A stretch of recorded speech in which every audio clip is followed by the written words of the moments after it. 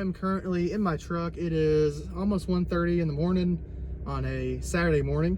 It's about 35 degrees outside, so very cold, but I'm heading to the CSX CT sub to catch the Cardinal tonight, Amtrak 51.